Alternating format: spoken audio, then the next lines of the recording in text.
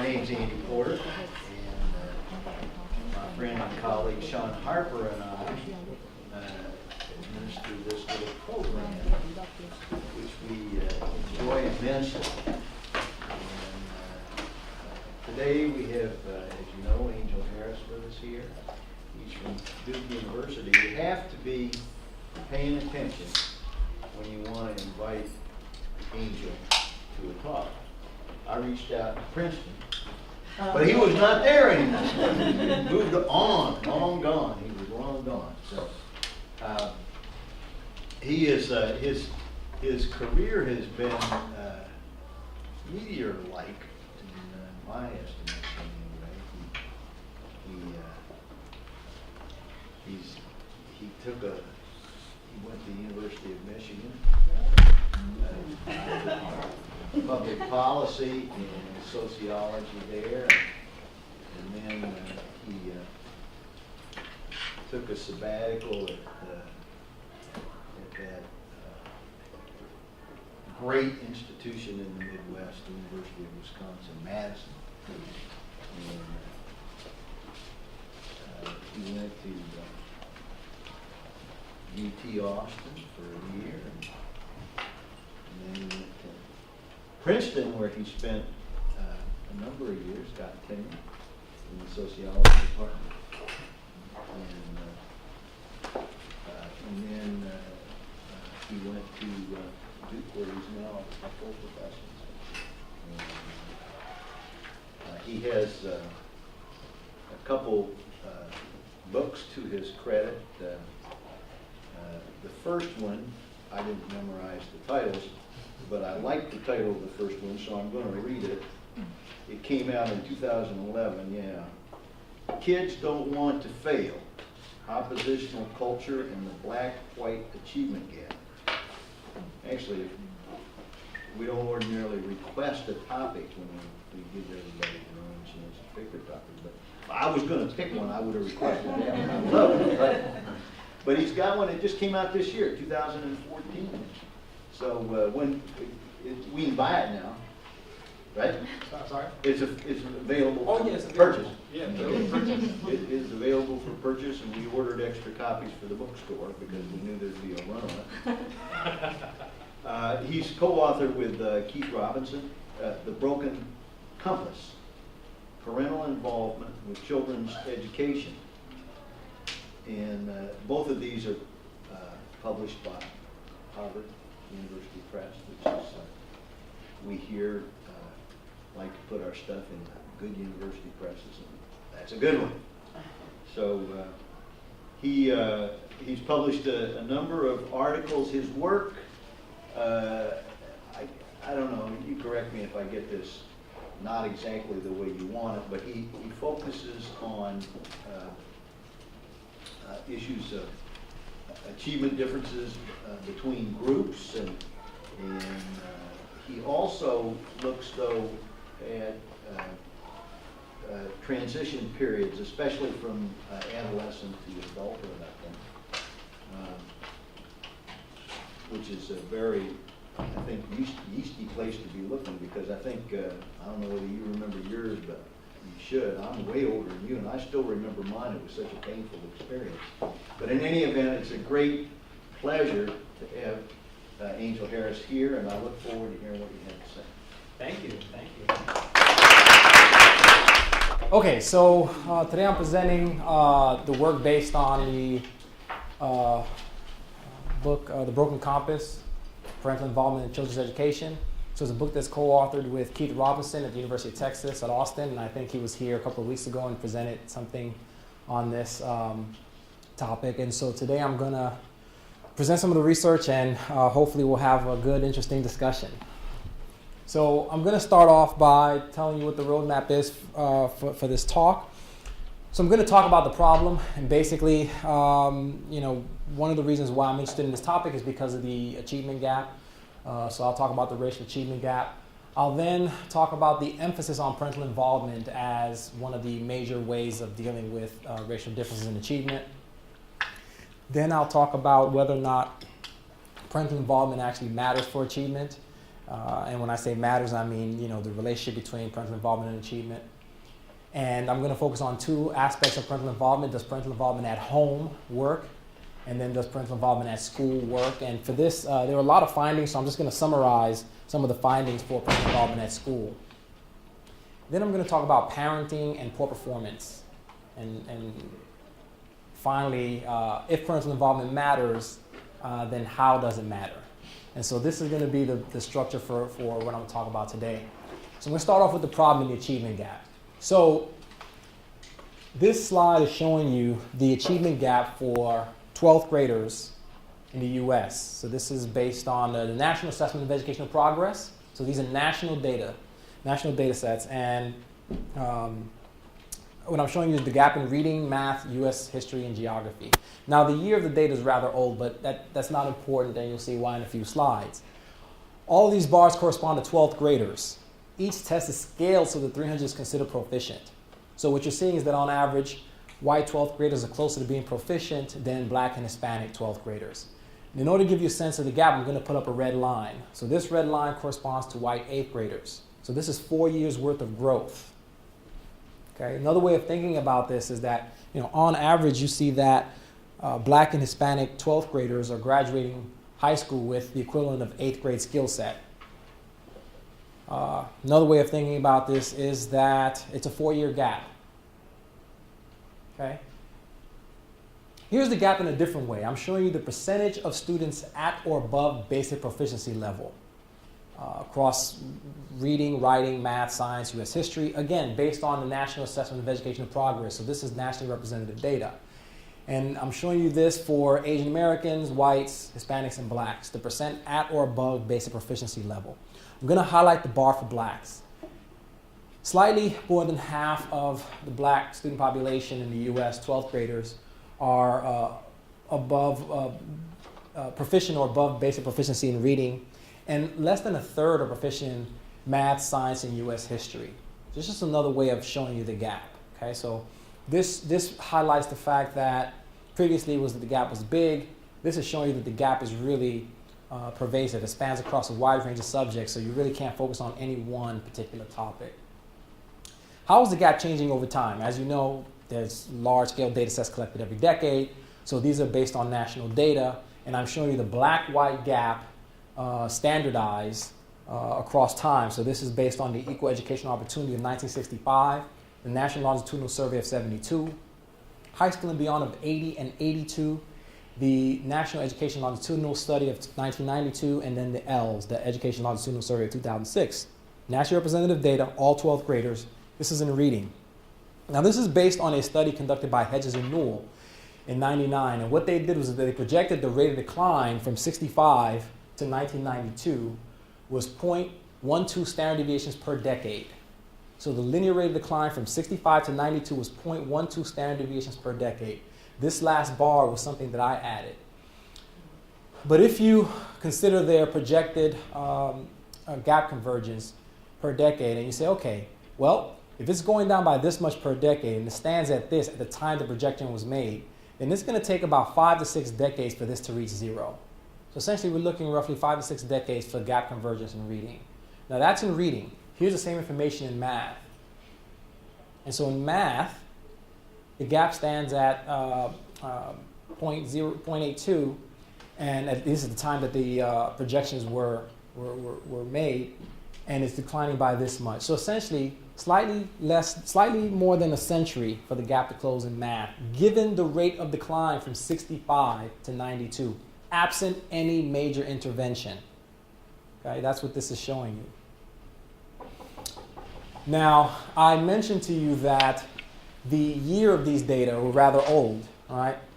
I was showing you data from the mid-90s, mid-2000s, I'm sorry, and early 2000s. And so I said that data was old. Here is the gap on perhaps the most consequential of exams, SAT. And this is from 1996 through 2012. Now, scores aren't important for what I'm going to talk about. So this is for whites, Asian Americans, Mexican Americans, and blacks. Scores aren't important. What's important is that these lines are not converging. They're basically parallel from 96 through 2012. So really doesn't matter what source of achievement you use, whether you use NAEP, whether you use NELS, doesn't matter what you use. The gap, all these data sets are showing a consistent story. Yes? But these are not probability sample data, so the cohort compositions can change over time. Absolutely. Yeah. Absolutely. Absolutely. And so this is in reading, and this is in math. Okay? Again, lines are not converging. Now, some news that may be good or positive is that this is 2011, 2012, 2013, 2014. These lines are supposed to drastically converge in 2014. And the reason why they're supposed to converge is because the No Child Left Behind Act suggests that the gap is supposed to close by 2014. And so when I think about that, I say, okay, they were either not aware of these projected trends, they were really, really ambitious or have a plan that they haven't unveiled yet, right? But we still have a few months left in the year, so we'll see what happens. But for the most part, this shows you that, the gap it's large. It's a 4-year gap. It's pervasive. It spans across a wide range of subjects. It's persistent. It's been around for a long time. It doesn't seem to be going anywhere. And so far, I've only been talking about test scores. But the gap also exists on GPA. So here I'm showing you the average GPA for whites relative to the national population. So in 2001, the average GPA nationally was 3.3, and whites were 0.06 above that. And in 2011, the average GPA was 3.34, whites were 0.9 above that. All right? So this is whites above the national average GPA in 2001 and 2011. Here's the same information for Asian Americans. And now here's the information for Hispanics and blacks. So whether we're talking about test scores, it's a big gap across all subjects. It's not going anywhere, and it's not just test scores. So I'm basically highlighting what we already know. Perhaps I'm showing it in a different way, but I think this is a major problem facing this country, particularly because the U.S. demography is changing. So here I'm showing you the percentage of white and non-white population in the U.S. in 2000, percent non-white, 2010, and now you see 2020, 2030, 40. These are projections going forward. Even if you don't trust projections, think of it this way. 2030 is 16 years from now. We're not talking about 2150. 16 years from now, even if you have, right now we're at 36% non-white, say 40, 45. You cannot have nearly half your population walking around with 8th grade skill set. There's no way that doesn't affect everyone. That's why I think this is perhaps the biggest problem facing our country this century. And people don't really respect this problem. They don't respect it. And so oftentimes you'll hear superintendents say that they're going to close the gap within their time in office. You hear politicians kind of have these kinds of expectations. And when I hear that, it sounds to me as if it's like walking into the office of an oncologist and saying, there's been millions of dollars invested in cancer research, lots of studies on this, lots of resources. I want the cure by next week. Right? We would never say that because we respect that problem. We understand the depth of that problem. This, to me, is like that. It is a problem that we need to respect. And once we respect that, we can understand that this is perhaps going to be a long-term issue. Even if you don't believe the projections of 6 decades to 10 decades for the gap to close in reading and math, respectively, it's not going to close next year. Yes? Professor, why is this such an unrespectable problem? Yeah, I think because for the most part, people tend to see problems that have something to do with them, kind of on their front doorstep. And so most people who have the resources and probably expertise and social capital, cultural capital to change this, oftentimes have kids who are going to very good colleges, very good schools. And so, and I'm speculating here, but I think that it's not something that people see readily in their day-to-day lives. And so my sense is that people live life experientially from their own perspective. And in order to see this as a major problem, you have to really have the aerial shot to see how these things, what the data suggests. And also you have to respect the fact that this is not just somebody else's problem, that it's a problem that's going to affect all of us. And I don't think we've reached that point yet. I think, like I said, if we have half the population walking around with 8th grade skill set, then I think it'll be something that's hard to ignore. We'll see how it affects our lives. Everyone will probably see how it affects them in some way. So now, implications of the gap. Well, again, imagine I said half your population, or nearly half your population, walking around with on average 8th grade skill set.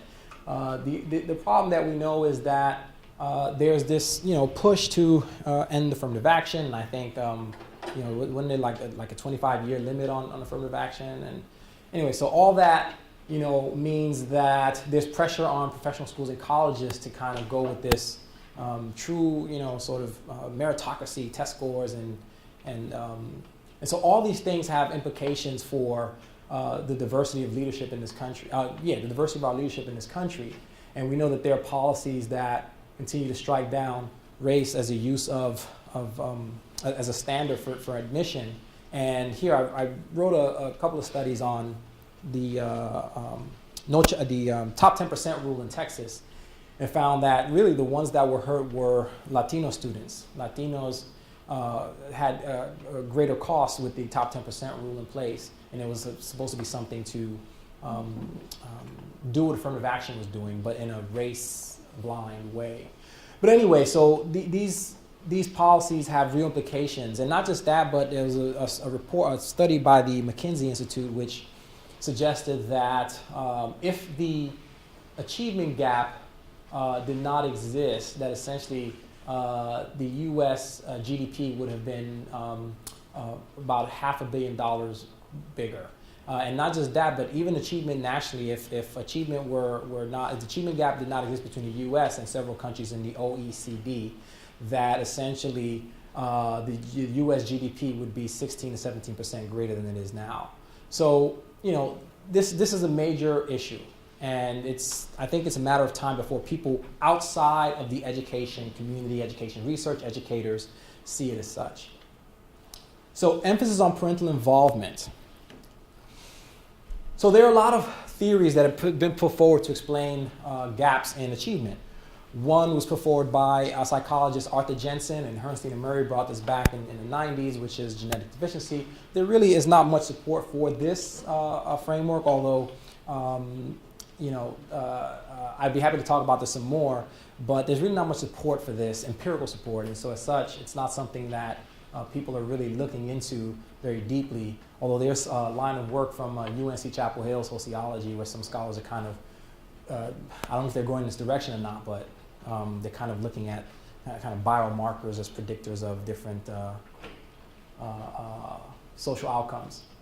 And then you have school resources and things like that, where anything that falls under school funding, differences in family structure, single parent home, 2-parent home, household income, wealth, anything like that usually falls into this category. And this usually accounts for about a third of the gap, which is pretty substantial.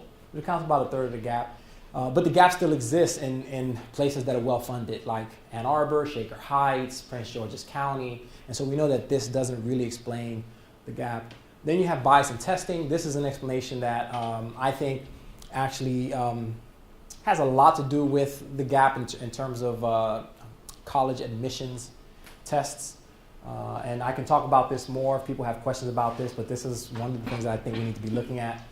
Another one is the schools perpetuate inequality, that essentially schools tend to educate or prepare children to occupy the spaces from which they originate in terms of social class origin. And so tracking, just think tracking. You come from a poor home, tracked, and then essentially your outcomes are likely to mirror your social class origin. So that's another framework. Bad culture is another one, that essentially black and brown children do not want to learn, or that they have this culture that's oppositional to education. And this is a framework that I've looked at. Actually, my first book was on oppositional culture, called Kids Don't Want to Fail. And Karen Tyson wrote a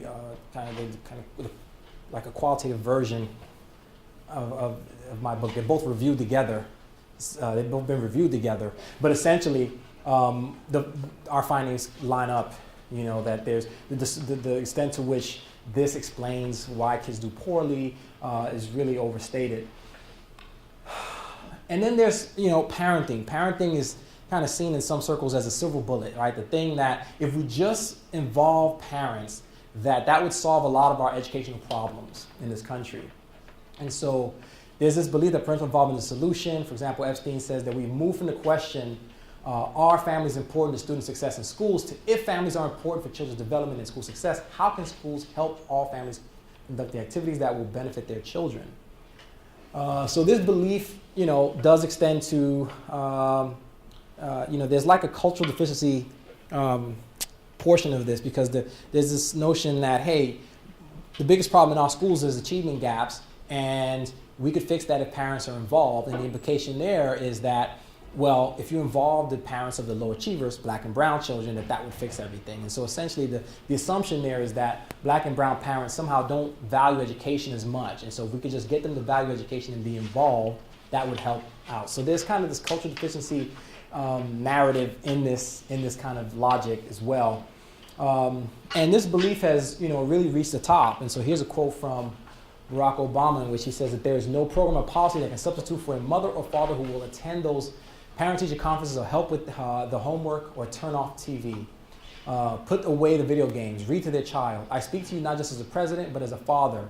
When I say that the responsibility of our children's education must begin at home, that is not a Democratic issue or Republican issue, that's an American issue. And so, this belief is really entrenched and it's held in many circles. And it's a huge part of federal policy.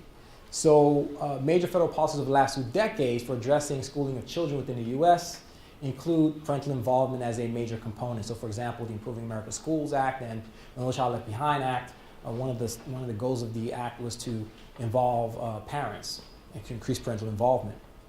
Now, this is not, this is not a straw man here. I mean, there are, several states have a clause or have a month that they declare to be Parental Involvement Month. Okay, so several states here. And so, and in these clauses, it's very common, the common clause and proclamation signed by governors to introduce Parental Involvement Month is usually some statement like, research indicates that there's a positive relationship between high student achievement and high expectations and educational involvement. When schools, parents, and communities work together in partnership, our children succeed. Or the role of parents in creating successful preschool through college education system for Nebraska's children cannot be overstated. And so that's something that's very common in these clauses that announce Parental Involvement Month. And here's a quote from the governor of Tennessee, Phil Bresden, who says, parents are a child's first teacher, and we must encourage strong interaction between families, communities, and schools. Family involvement in a child's education can only lead to success and higher achievement. It can only lead to success and higher achievement. Then you have Governor Jack Markell of Delaware, who says, one point that's made over and over is how critical parental involvement is to student success. What happens at home has a huge impact on what they are able to do at their desks. You have Nebraska's Governor Dave Hanman, who says, parents play a critical role in education. I applaud each of these school districts for the emphasis they place on getting parents involved in education. Parents and teachers working together is an essential element in student learning and academic achievement. So you see this time and time again. This is conventional wisdom. It's a foregone conclusion. That's it. This is what it is. So the motivation for this project is, the policy recommendations for increasing parents' involvement in education and the federal dollars directed toward this cause seem to be driven much more by ideology than empirical evidence. And so in reading a lot of these quotes and in looking further into parental involvement, I was looking for that work that showed me, yes, this is it. All these people are correct. This is the thing. And I didn't find that. So parental involvement as a panacea for raising academic proficiency in American schools is far from being unequivocal, even absent barriers to involvement. And finally, this book represents an attempt to become more comfortable with the enormous policy effort administered toward this issue. Is the belief in parents as levers for educational improvement empirically supported? So that was the motivation for this project. So now I'm going to talk about, does parental involvement matter for achievement? Okay, so first I'm going to talk about parental involvement at home, and then I'm going to summarize the findings for parental involvement at school. Okay, so the book, Broken Compass, started off by looking at the relationship between social class and achievement. We know that there's variation by class in terms of how kids do. We also know that there's variation by race in how kids do academically.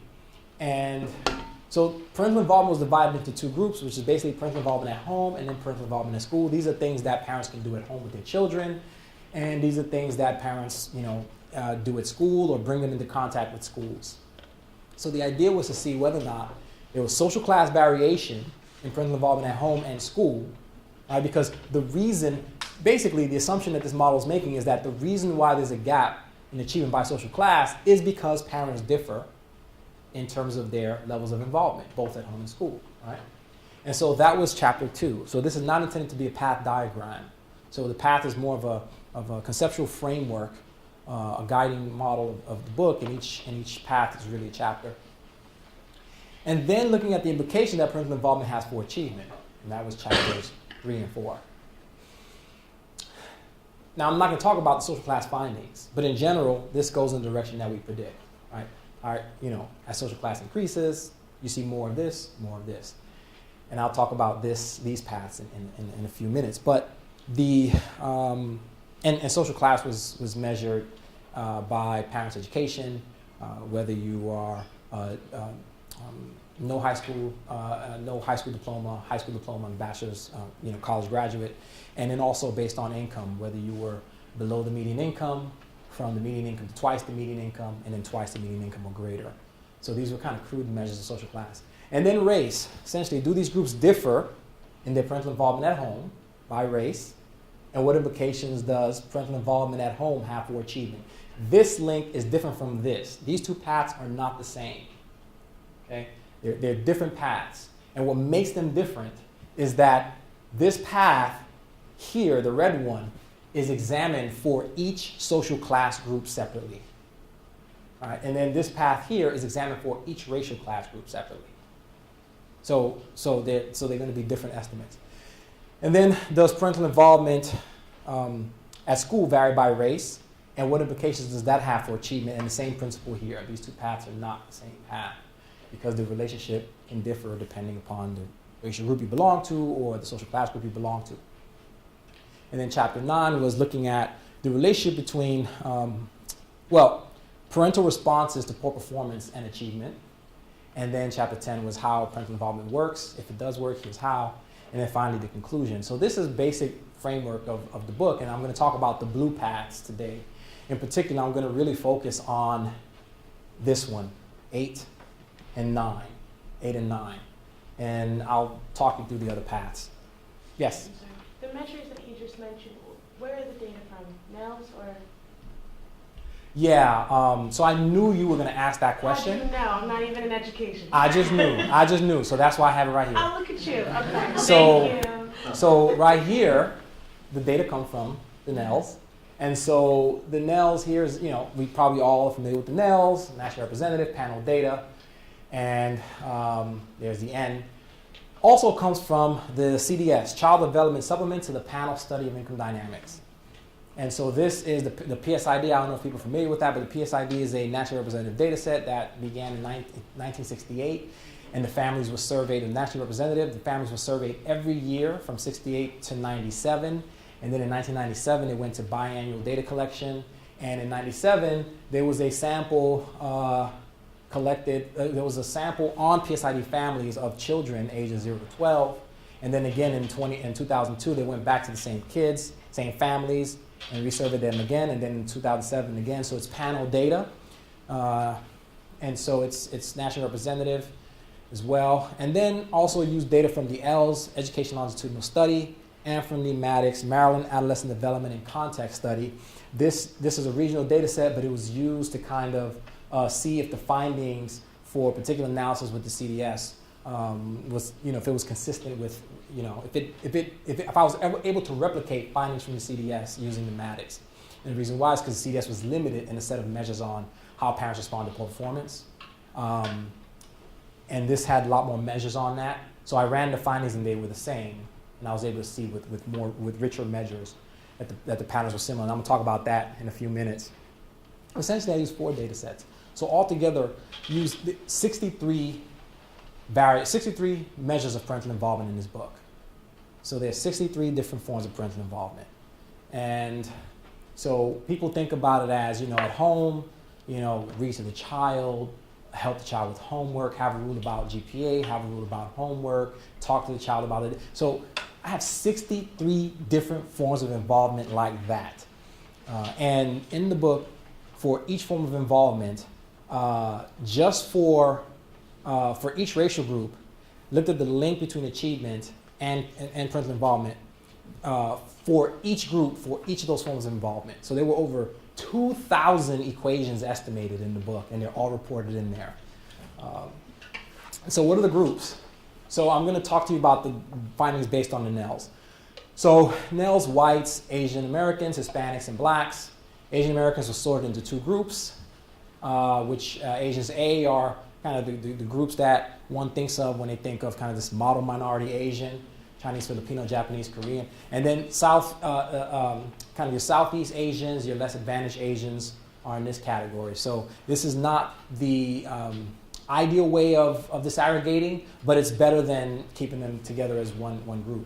And then for Hispanics, it was Mexican Americans and then non-Mexican Hispanics. Again, the ability to disaggregate further was not possible given, there wouldn't be enough sample size in each group. But this was better than just going with whites, Asians, Hispanics, and blacks. Okay? And so for each of the groups, again, you have 6 groups here. Everything was run separately by race. Coding strategy. So this is important because this is where, so this part is important. The coding strategy and the analytic plan. So here, there are 3 typical response options to this type of data. So for example, how often do you or your spouse partner talk to your 8th grader about his or her experiences in school? It's typical response options. I don't know the difference between rarely and occasionally. That to me, that's hard to say. I know not at all, and I know regularly. All right? So what was done here was that distinction between rarely and occasionally can be ambiguous. So instead, you know if you do it regularly or if you don't do it regularly, period. All right? So sample was sorted into 2 groups for these types of measures. Let's think of it as reds versus the blues. Helpers, non-helpers. Think of it that way, okay? This was easy. Are there family rules that are enforced for your 8th grader about any of the following activities, homework, grades? This is easy, simple, yes, no. Reds versus the blues. All right, so that's pretty simple, straightforward. And as I go forward, you'll see that the findings are the analysis are very basic. There's nothing complicated. There's no magic. There's no hocus pocus. There's no HLM or SEM and constructs that are combined from measures that you really can't see. It's all basic. Then you have, since your 8th grader's school opened last fall, how many times have you or your spouse partner contacted the school about either you did it or you didn't? All right? So you see, either you did. So it's trying to find meaningful distinction and cut points in the data. And then when you look at the descriptive, statistics, what you find is that you'll have like 50-50 or 60-40, and you'll say, wow, the red has the bulk, and so this was meaningful. This obviously meaningful. You'll find that the cut points were really meaningful. The descriptives will tell you that the percentage is big and then smaller, right? Parental involvement is often discussed in dichotomous terms. People don't say, you're kind of involved and you're involved. It's you're involved or you're not. You do it a lot or you don't, right? So That's how people think about it. And for many parental measures, the top response option is selected as often as the other response categories combined, which is what I just said. So this is very basic. So the focus is on pervasiveness of involvement for racial groups rather than average magnitude of PI, parental involvement. Dichotomizing converts means into proportions. So the focus is on the share of parents that engage in a particular form of parental involvement regularly, or yes versus no, right? Or ever versus never, right? Okay, analytic plan. So this is probably the most important part here. Because it really shows what the findings are, how the findings were obtained. Okay. So looking at the link between parental involvement and achievement. Reading, math, and grades. Reading scores, math scores, and grades. Grades meaning GPA. So this is the basic model that was used. Very basic. It's achievement in high school as a function of parental involvement. Right? High school parental involvement at an earlier point in time. Interested in isolating estimated effect of parental involvement on outcomes. So achievement in high school as a function of your parental involvement in middle school, controlling for your achievement in middle school. And a set of background factors. X represents a matrix of the following crude but reasonable set of socioeconomic status variables and the observation specified in the model and its associated vector of coefficients. So essentially, this is a vector, so these are 3 different variables, that measure parents' education, family income, and family structure, whether it's a 2-parent home or not. That's it. This is the only SES controls, socioeconomic controls. Very basic, crude measures of socioeconomic status.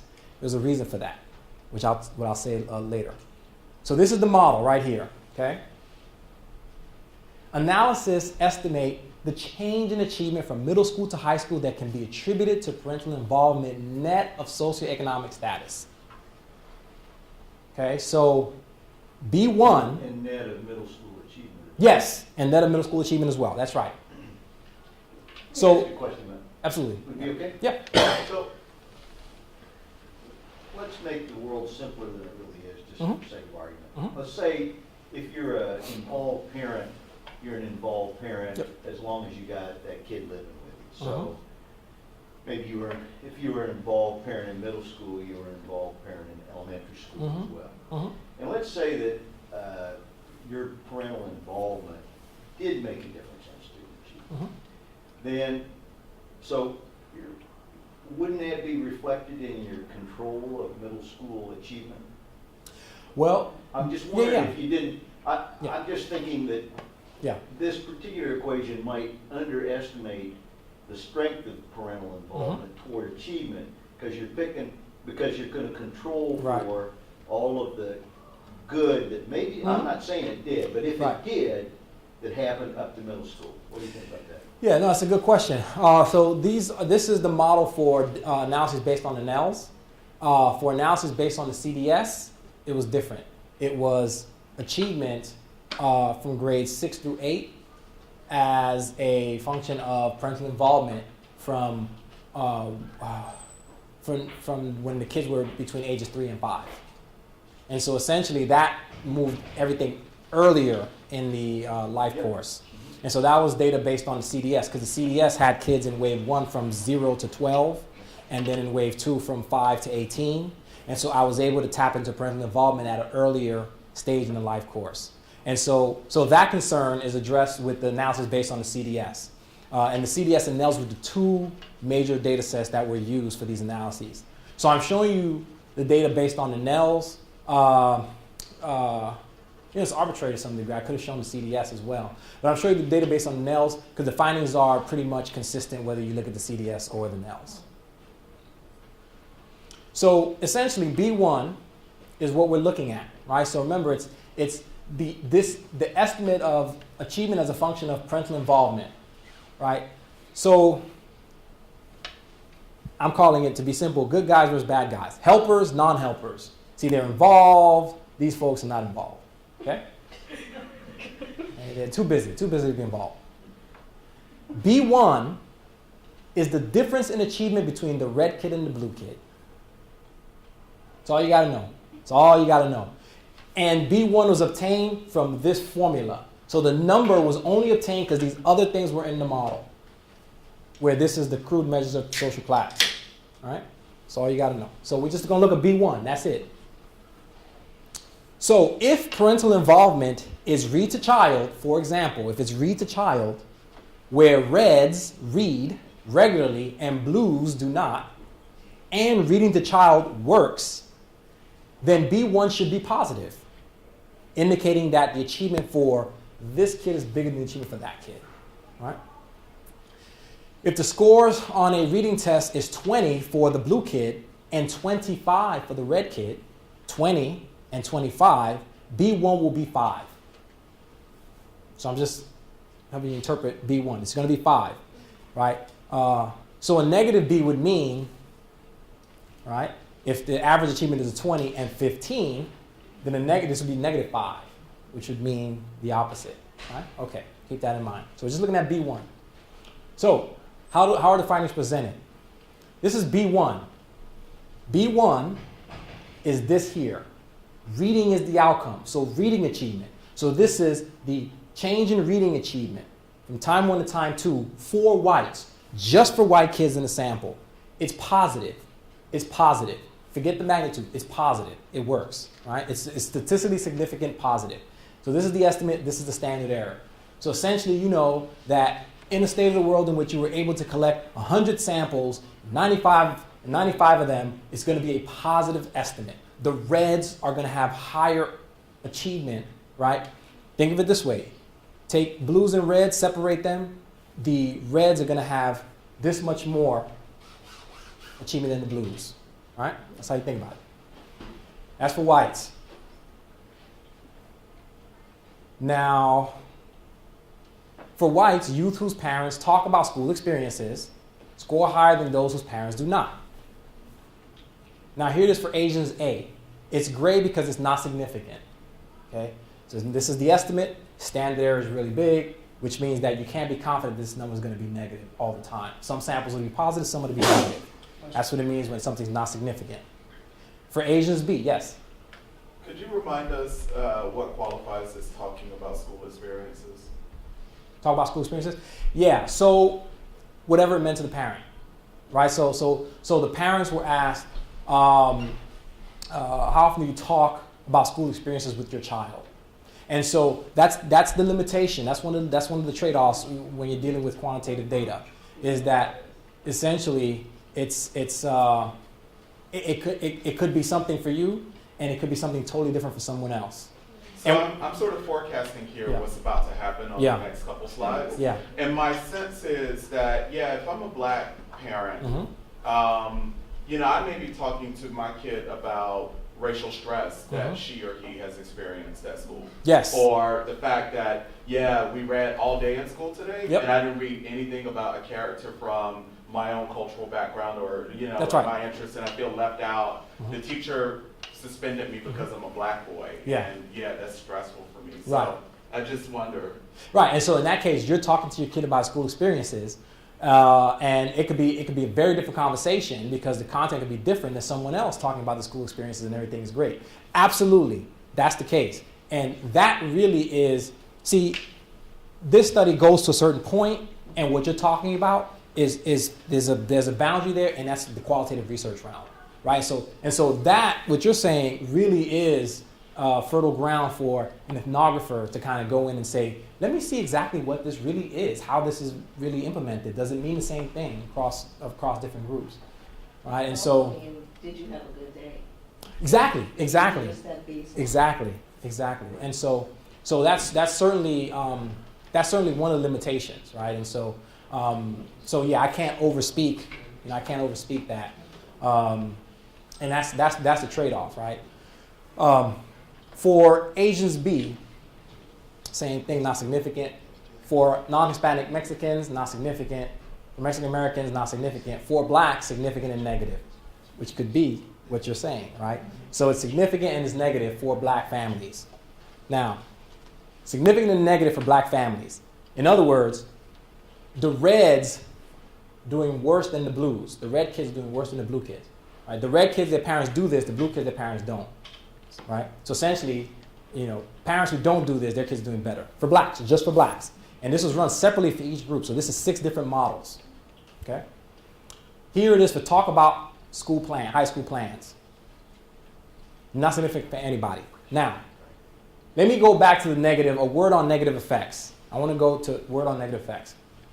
Remember, this is the model. This is the basic model, okay? Analyses estimate the change in achievement from middle school to high school that can be attributed to parental involvement, net of socioeconomic status, right? So it's the change in achievement. So what does that mean? Recall, good guys versus bad guys, helpers, non-helpers. Okay. B1 is the difference in achievement between the red and blue kids. So let's really think about B1 and really what it means. What's another way it can be interpreted? Okay, so the analysis estimate the change in achievement. Remember that, from middle school to high school. So what does that mean? Here's achievement. Let's say you have a scatter plot, achievement on the y-axis, time on the x-axis. So time 1, time 2. So here's time 1. You have a red kid and a blue kid, time 1, their achievement is whatever it is. Now, time 2, each kid is going to have achievement at time 1 and time 2, right? Beginning of the year, end of the year, whatever, right? But 2 time points. That achievement can change and you can measure that for each kid, right? You can subtract time 2 versus time 1 and it could be the same. Oh, no change.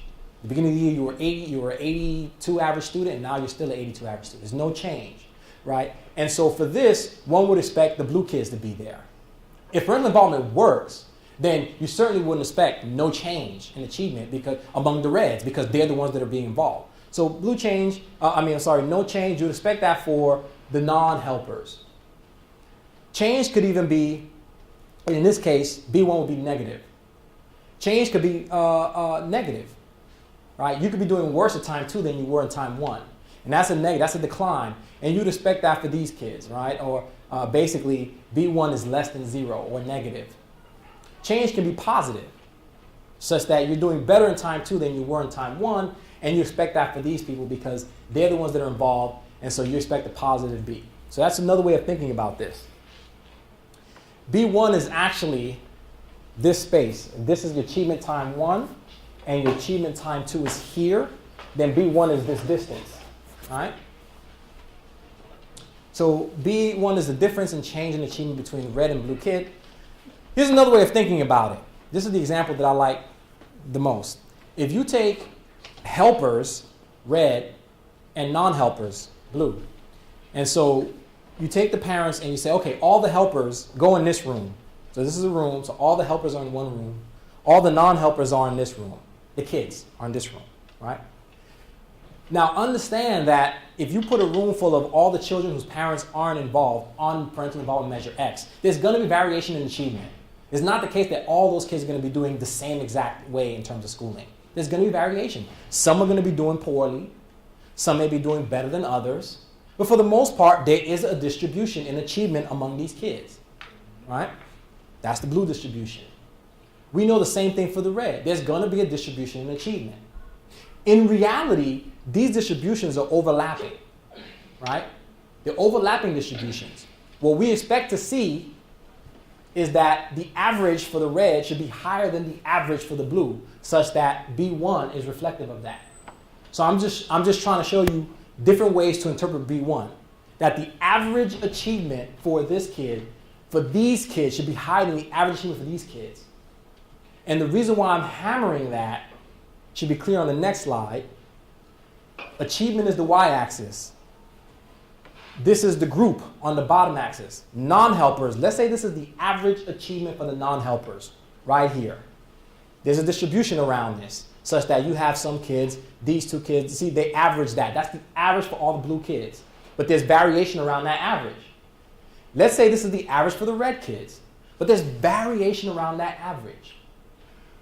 The findings from this book have received a lot of pushback. And part of it is, right, so if B1 shows a negative estimate, indicating that the non-helpers kids have higher achievement than the helpers on this form of parental involvement, whatever it is, let's say help with homework. This is what people look at. That's not true for me because my parents help with my homework and look at me, right? And I call this guy who sociology. I know a guy who did this, that, and the other. And I can say, well, really, I know another guy who did this, and the opposite. So where are we then, right? And so for a lot of people, it's hard for them to pull away from their sense that parental involvement is a good thing. It matters. It works. There's an emotional connection to that, and it's hard to pull away from that, right? But if they take the error view and say, okay, this is my soapbox moment. We go with guy who science when we lack data. When you have data, you substitute myths with evidence when it exists, right? So for example, you say, okay, what does it mean? I think help with homework should matter. I think it should be a positive thing. I think it should be a positive estimate. But what do you do if we take parents and we put, the helpers in one room, the non-helpers in another room, we measure achievement at time one, then we measure achievement at the end of the year, and I say to you, wow, the growth in achievement was bigger for the non-helpers. The response is not to say, there's something wrong with what we just did, right? The response should be, okay, wait a minute. Maybe there's something about the way the helpers are employing the help that's not effective. Maybe this is a diagnostic to point out where the problem spots are, right? Because if you believe that all of them should be positive, then you believe that if you think of parental involvement as keys on a piano, each form of involvement, and there's 63 keys on the piano, not really, but 63 measures of parental involvement, and you say, oh, parents, just press all of them, it doesn't matter which ones you press, it's all going to work. You're assuming that I press this one, I know what I'm doing, I press this one, I know what I'm doing. And so we're essentially saying that we believe that parents know how to be involved, it doesn't matter what they do, it's going to work. And that's a huge assumption. So now I'm going to show you the findings. So, yes? Do you remember what the proportions were for the various racial groups on this question? How many helpers versus non-helpers? Yeah, it varied by race. So for example,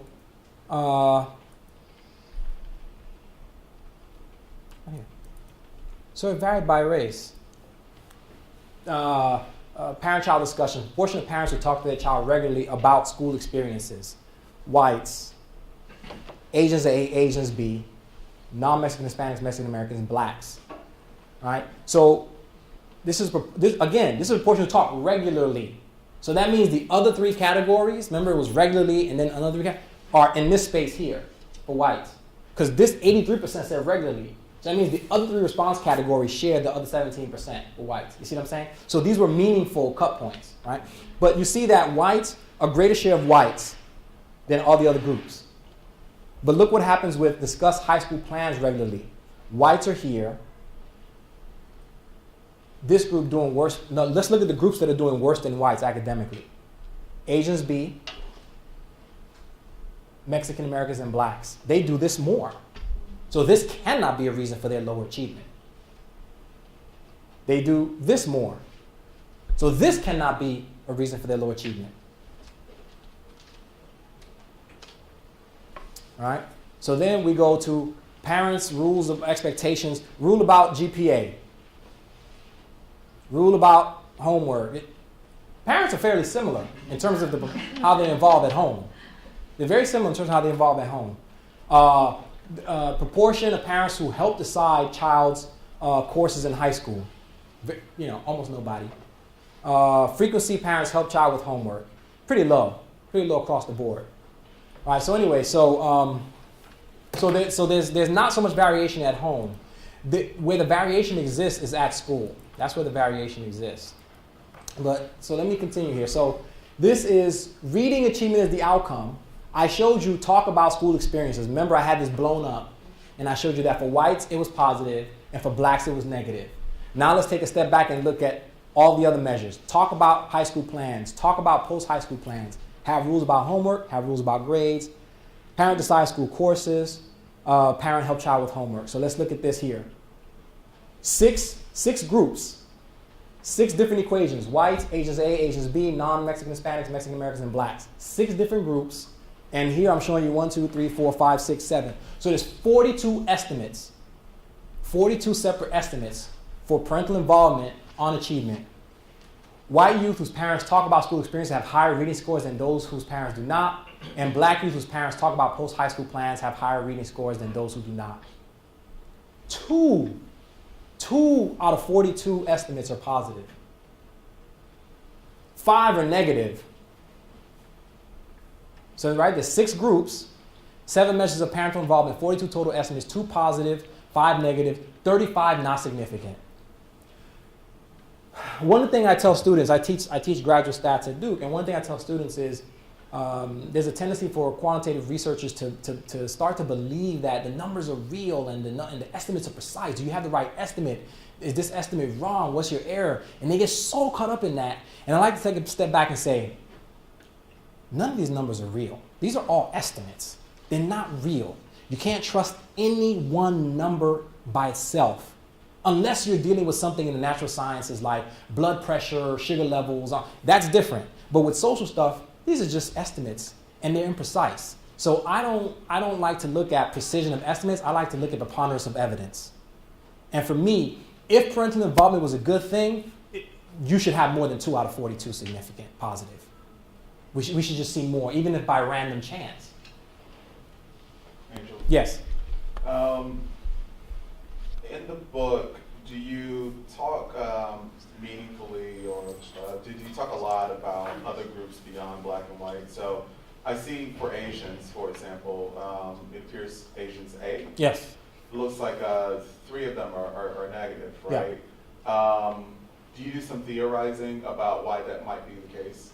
For example, talking about high school plans, like why might that have negative effects for Asian A? Yeah, so in the book we talk about blacks, whites, and Hispanics get a lot of the airtime in terms of discussion. Asians A don't really get much discussion because this is a group that has higher achievement than whites. So this is a group that's doing the best. We want all our kids to be achieving like them, in theory, right? So this is not a group that presents real concerns for our problems academically. So this here we don't really get into why this is, and yeah. So and there's a reason for that, which you'll see in a second. This is math. 4 positive estimates in math. For the most part, there's nothing going on. The difference in achievement between the parents, remember the parents who help are in one room, the non-helpers are in another room. Difference in achievement between the 2 groups is virtually non-existent. And this is grades. Again, 4. So preponderance of evidence, just aerial shot, what's happening. And so if you look at it this way, there were 9 measures of parental involvement total. I showed you 7 times 3 academic outcomes, reading, math, and grades. Right? So there are 9 so there's 27 total estimates for whites. Because each of the 9 measures were used to predict achievement. Each of the 3 measures for just whites. 6 estimates were positive, 7 negative, 14 not significant. For Asians, A and B. For Latinos, non-Mexican and Mexicans, and for blacks. So if we take a step back, we say, okay, 12% of the estimates were positive. 12% were negative. 76%, there was no difference in achievement between the helpers and the children of the helpers and the non-helpers. And this is, if you want to look at discuss school experiences, there were 2 positive estimates. I forget which groups. We have to go back to see which groups. 13 not significant and 3 negative. So that's how you see this graph. And so this allows you to see that help with homework, where's help with homework? Somewhere down here. Help youth with homework, there was 1 positive, 12 not significant, 5 negative. And so, yeah. So anyway, and this is the summary for parental involvement at school. And I'm just going to show you the summary of this. For whites, 17 positive. There were many more. There were 18 measures of parental involvement based on Nels, times 3 measures of achievement. And this is positive, not significant, negative. And when we take a step back and look at it, you had 12% positive, 15% negative, 73% not significant. Again, I'm just saying, if this is truly the silver bullet, right, by accident you should find 50-50 or more in terms of positive, negative, right? And that's not the case. So parenting and poor performance. This study here, what I'm about to show you here is really crystallizes for me why I think parental involvement may actually be, in traditional sense, may actually be a negative thing. So this is based on a CDS, And the sample is sorted into two groups.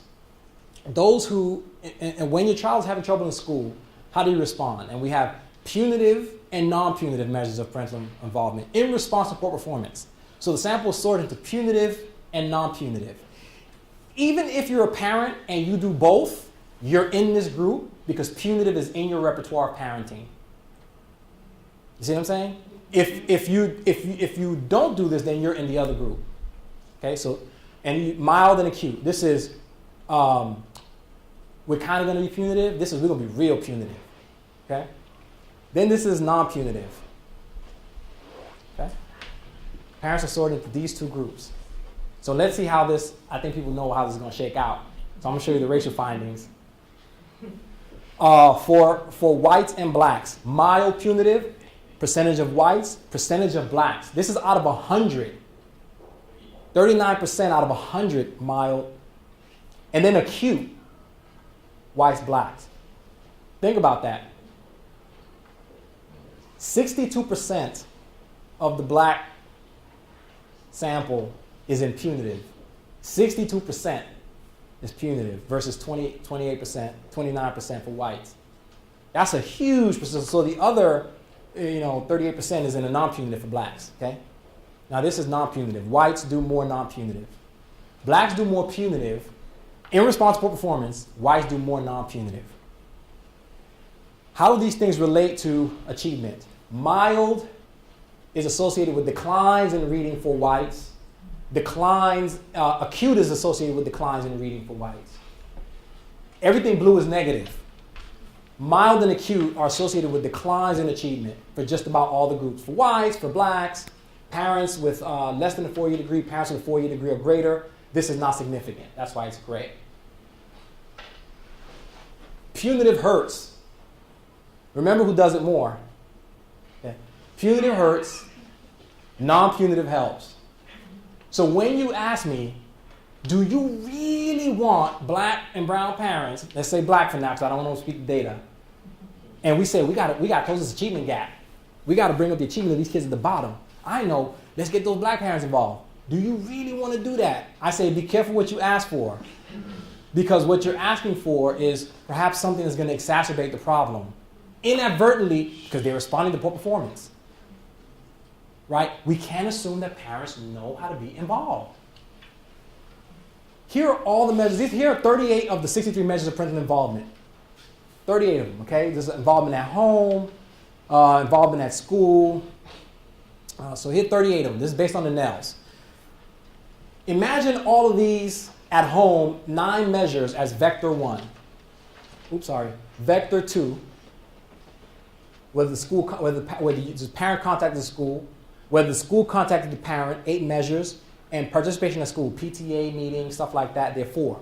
So 9, 6, 8, and 4. So there's 38 measures of parental involvement here I'm showing you on the screen. This is I'm just showing you for reading, the raw unadjusted gap in reading. Asian Americans do better than whites. Asians B do worse than whites.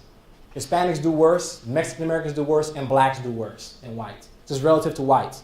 What happens in a state of the world in which the parents are similar in vector 1, parental involvement at home? That explains 4% of the black-white gap. What about, now this is this model. This is just PI at home. All 9 measures in the model, that's what you get. That's the estimate for achievement gap. From that to that, 4% decline. Now what happens if we take this out, we take out the 9 and we put in the parent-initiated contact, 8% of the gap. I'm just focusing on black whites here, 8% of the gap. What about if we take that out and put the school contacts the parent, 13% of the gap. Take that out and we put in participation at school, 4% of the gap. What if we put in all of these measures at the same time? 13% of the gap. What if we take out those measures, all those parental involvement measures, over 20, and we put in 3 measures of social class? Parents' education, income, and marital status. That's all, just those 3. It explains more of the gap than just about anything parents do. Positionality matters. All right? This is a story about whether parents care, want to be involved. This is a story about, you know what? Don't matter how involved you want to be. I could do all these things, but there's still some benefit to social class that I can't access. All right? Did you put in social class and I did, but I have to look at the actual regression equation. because there's probably some collinearity. Yeah. But in these cases, that's why they will run separately. The vectors will run separately for that reason. So if parental involvement matters, then how does it matter, right? So the findings are the same when you look at the CDS. Essentially, most of the things that parents do are not really related to increases in achievement. And in fact, there are more negative estimates than positive estimates. Yeah.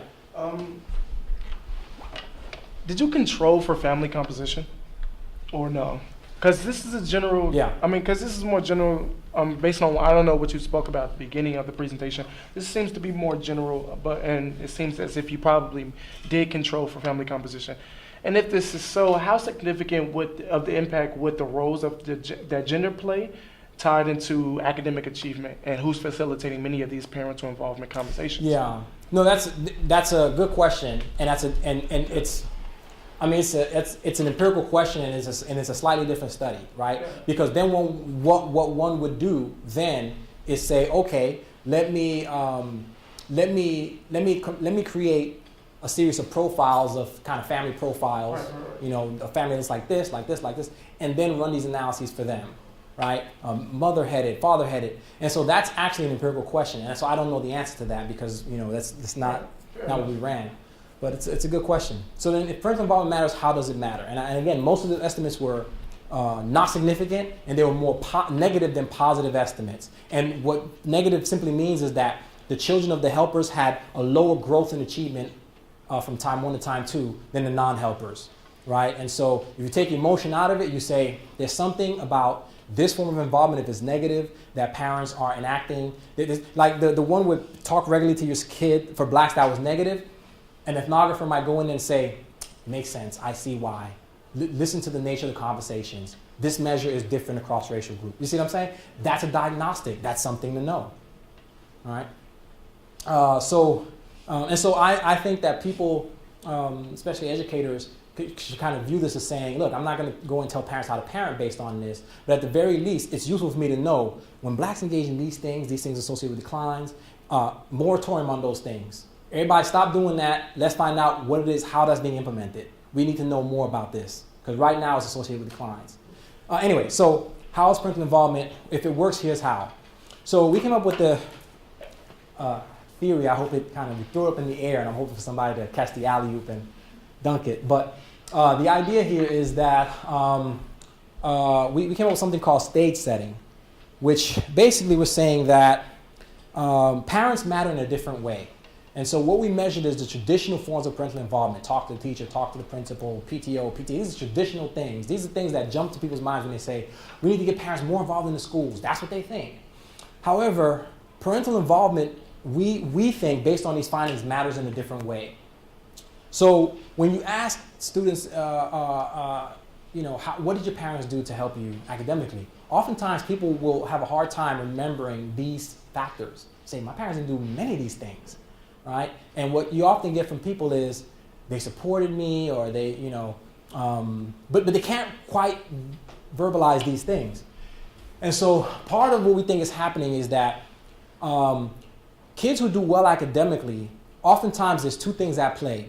There's the extent to which all parents value education, right? We all say, we want our kids to do well in school, value education. But parents vary in the extent to which they can take that message and sew it into the core of the kid, right? So I can tell the kid, education is important, it's really important, right? And I think I've sewn it in, but the kid leaves home and I come back and it's not really there, it's kind of hanging by a thread. And other people, they sew it in and it's stamped forever, right? And so parents vary in the extent to which they can do that. Immigrant parents have a kind of an easier time doing that in a sense, because they can look at their child in the face and say, the very reason we came here was for you to do well academically.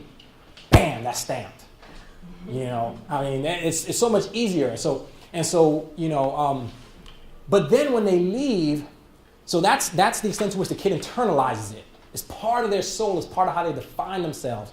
Part of the self-definition. If I'm an athlete and I'm on a football team, I have a bad game, I'm down and depressed. If I have a bad test, okay, I identify with having a bad game. Right? If I'm not identified with something and I go out and have a bad day in golf, I'll identify as a golfer. Doesn't affect my global self-esteem. So being identified means that your performance on a task affects your global self-esteem. If it doesn't affect your global self-esteem, you're not attached to that. So to what extent can you be attached? Everyone who's at Penn as an undergrad probably sees themselves academically as part of their identity. So that's one thing. When you leave the home, there's a social context. And parents are limited in terms of how much they can control that. If you're poor, the best we can do is choose which neighborhood to live in, or choose which area to live in. But if you're poor, you're very limited in terms of how you control that. Once your kid leaves the home, now they're walking out there in the real world. There are a lot of things that can kind of pull at that or reinforce it. So the way I think about it is, imagine walking through the home of, I remember I went to visit, I was at Idaho State for like a week, and I visited this Native American tribe, this Native American reservation, and went through some of the homes of Native Americans, poverty, real poor, and I thought, oh my goodness, just 15 seconds walking through the home and coming out, I say, oh wow, okay, what a context. Now, if I do the same thing for any professor in here and walk through their home for 15 seconds and I come out, it will be easy for me to say, even if both sets of parents never even look at the child, there's a context in which the child will probably do better. It's having the home office, you walk by it every day. It's having most of your parents' friends have education levels above the national average. It's discussions that you hear, dinner parties. You have discussions where you hear somebody say, really, Bob, on what basis do you mean? Well, if you actually look at it, kid's not in the room, he's in the other room, but he hears it, osmosis. Now all of a sudden, he knows, I'm gonna get in a conversation with dad, I want this. He's ready for verbal jousting. Because dad can say, well, what do you mean? On what basis? Why do you want that? He's got to defend his position, and he's got to come right. All these things are kind of, you know what I'm saying? That's involvement. That's involvement, I guess, but not really. If I'm doing that and I'm a professor and you're poor and you don't have access to some of those things, I shouldn't get credit for being a better and more involved parent than you. My kid is benefiting from something that I'm able to provide them that I'm not even conscious that I'm providing them. I get in the car, NPR is playing. You see what I'm saying? Right? Okay. So that's kind of conduciveness of learning environment. Right? You're walking through Beverly Hills versus Compton. That's a big difference. Yeah. So this is the last slide, by the way. Yeah. Angel, I bought what you were just saying. I just didn't like the example. I didn't like the framing. Okay. Right? So, being on a reservation as a visitor and walking through someone's home for 15 seconds, right? It lends itself to making all sorts of deficit, cultural assumptions about what happens and doesn't happen in that home. No, absolutely. Yeah. And it could be that the one with the nice, shiny home office is the context in which the kid gets no attention because the parents are always on the computer or something, right? Right. So I would just sort of caution, against making an assumption, based on a short-term stint in a particular cultural context. No, right, but I think the point I was trying to make was, even if you assume that the Native American family loves their kid as much as the wealthy parent, and they're just as involved, take the parents out of it, just walk through the space, and you're able to say, you know what? There are some things that this other parent can access that this parent can't. And it's just the basis of, the kind of environment the resources that you have allows you to provide. And so I was saying, even if the parents don't speak to the children, it's just that context. And oftentimes that's conflated with caring, and it's really not. It's really about, I just don't have it to give, But if you have a situation where the quality of the message about the importance of schooling is low, in other words, you tell the kid schooling is important, and they don't really, it's not sewn in there. It's not sewn in there. But the quality of the context is good, right? Because you live in Beverly Hills, the kid is probably not going to drop out. That's why the dropout rate is pretty low. right? And so parents are unable to adequately convey the importance of education, but have resources to create good environments and counteract the negative, counterproductive environments, right? So so this kid will be all right. That's why the graduation rate is higher in affluent communities. Not all those kids identify with academics, right? But they're riding the wave of the resources. Then you have kids who the message is in there and they have good community. These are the kids that end up coming to Penn. Parents convey the importance of education well and have resources to create good environments and counteract negative, counterproductive environments. In fact, many of these kids often don't see negative or counterproductive environments. They see it in theory, on television. Then you have low. These are parents unable to adequately convey the importance of education. They still try and say, you better go to school, get your education. And that parent's trying harder, but there's so many other aspects of the community that they just cannot counteract, right? And then there's low-high, where the kid, this is the variation in, say, Detroit. Even in Detroit, where you have, let's say a tough area in Detroit, where you have, kind of a lot of negative aspects that might hinder someone's education, you're still going to have good achieving students who identify strongly with academics. You're still going to have that. You see what I'm saying? It's just that the proportions are different, right? And so here, did I put that up there? So here, it's the message wasn't ingrained, right? Yeah, okay, education is important. Okay, yeah. But he wasn't going to drop out. Never in danger of dropping out. Because even though it was low, I get C's and B's, the quality of the overall environment was still high enough that he could ride that out. You see what I'm saying? This kid, with that same low, doesn't ride it out. You see what I'm saying? We're talking about ways parents matter, right? And all parents are probably delivering, two parents could deliver the same message. School's important, do well. Both say the same exact words, and for one it sticks, and for the other it doesn't. There are aspects beyond their control. Anyway, so what we tried to do, 63 measures of parental involvement across major racial groups within the U.S., multiple outcomes. While a critique can be raised of each measure of involvement and outcome, the extensiveness of the approach makes me confident this study extends the literature. Receptiveness to the study rests upon the value placed on survey research and quantitative methodology. If the effects of PI are strong as reported, and these effects are perceptible to quantitative methodology, then the benefits for students should surely be reflected in these findings. And so we are part of a research community, although this is an extensive assessment. More work needs to be done. We need to unpack what these measures actually mean, and that's in the realm of qualitative research. And failing to realize that the best is the enemy of the good can stifle production and discovery. So I don't chase perfection in studies. The pursuit of perfection is a fool's errand. I don't do that. What I try to do is I try to extend the literature. And so the intent behind this study was to contribute to the literature, not write the perfect study, which is impossible. Thank you. Yes. Very intriguing presentation.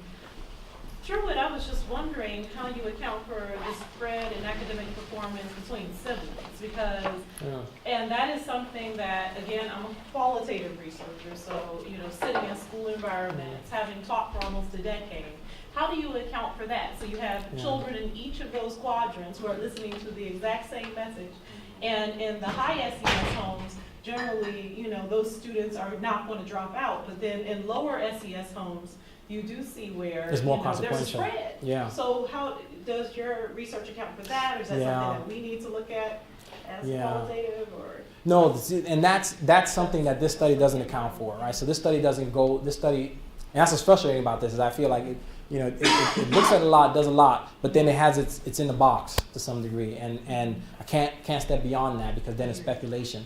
And so, but that would be interesting, because that's exactly what this framework allows for.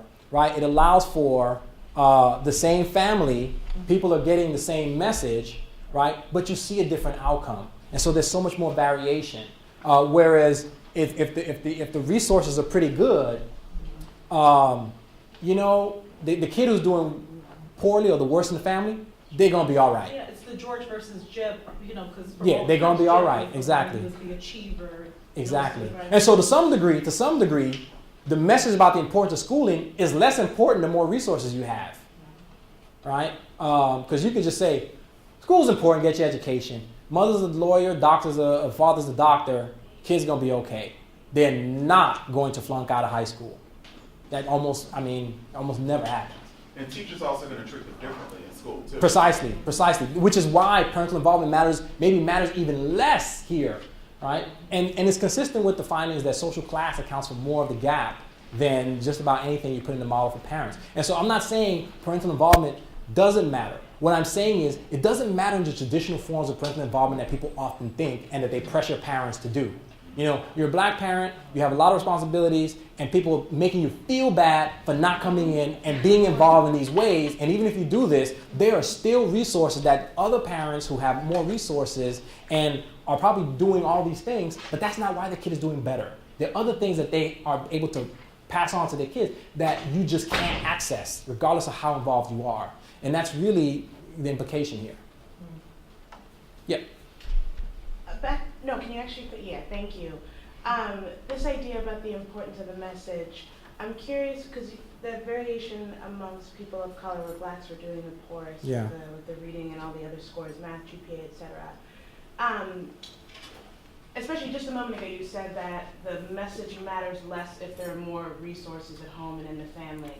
So if there's a question of the immigrant parents saying, we came here so that you can get an education, I'm thinking of so many immigrant parents who are also business owners versus black parents, my mother included, who always, it was our mantra, school is your ticket, and she had nothing. So the message was really, really strong, and there were fewer resources, yet with many immigrant parents, they're business owners, and they have social and cultural capital, certainly more so than black folks. So how does that explain those measures that were still significant, where blacks were faring so much poorer than the model minorities? Yeah, well, here's the thing. I don't know. Today I kind of knew that you were going to be here and ask what you're asking. I'm a party crasher. I knew it, so I came ready. Okay. I said, I know she's going to ask this. I said, I know she's going to ask this question. Okay. So Thank you. this is kind of the. So imagine here you have Africa, the U.S., distribution of socioeconomic resources. In Africa, you have a distribution. There's a distribution everywhere on just about everything, if not it's a constant. Right? So you're going to have people who are below the average, above the average in terms of SES, resources, whatever it is. So you have low and high. Who are the people that move? It's not the poor people, right? It's the high people, right? So they come and they immigrate to the U.S., right? Now, when they immigrate to the U.S., remember, it's just disproportionate distribution. You have a white distribution that they encounter. You have an African distribution or immigrant distribution. It's either, there's a gap, but it's overlapping, right? But there's a gap. Right? And then you have the distribution for black Americans. Remember that this red group corresponds to high over here. Right? But let's take the black population and let's get the black all-stars, the black-born all-stars, the American-born all-stars. See what I'm saying? So you're comparing the immigrant, which is really the all-star people from that country, right? The all-star Jamaicans, and you're comparing them. Sorry, you don't know but you're comparing them. You're comparing them to our whole team. Yeah. That's like taking your basketball team and bringing the three best players and comparing them to everyone on my team. I want to be able to drop my worst players and have a fair comparison. And so studies show that if you compare the all-star black Americans to black immigrants, who are the all-stars from their countries, what constitutes all-star black Americans? People probably saying, am I an all-star? All-star black Americans are African Americans who live in states other than which they were born. So movers, right? When you compare African Americans who live in states other than which they were born, the differences in health, wages, achievement disappear between them and immigrant blacks, because now you're comparing apples to apples. Now you're taking the higher stock African Americans and comparing them to the higher stock of the immigrant groups. So the proper comparison group, and this is from Todd Hamilton, Kevin Thomas. So the proper comparison group is often, this is what happens, Jamaicans come and they're comparing themselves to all African Americans, and they're saying, well, wait a minute. If we took our all-star African Americans and sent them to Jamaica, they'd walk around and say, ooh, there's a lot of idleness around here too. You know what I'm saying? So anyway, so I don't know if that helped answer your question. Well, I hate to be a party pooper, but it's 4 o'clock, which is what we had this scheduled for. Okay. I don't know what your schedule is like, but I know I have a 4 o'clock appointment. But I do think you've got everybody fired up and engaged, so thank you very much. Well, thank you.